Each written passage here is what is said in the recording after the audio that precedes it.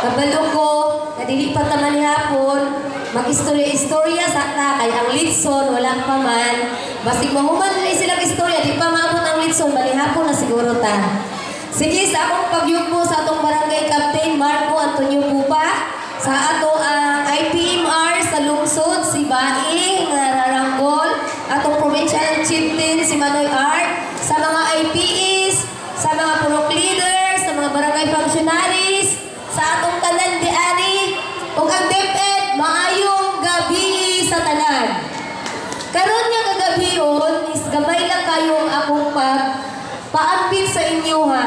Is ang Thanksgiving party sa Team Pupa. Ang bag-o ug ang daan na nailig magpasalamat diha sa atong buhay nga Dios ug ilabi na diha sa katawhan sa inyong pagsuporta sa amoa. Labi na nga inyo pong gibutang sa ikatulong nga posesyon ug ilabi na sa ikatulong nga termino.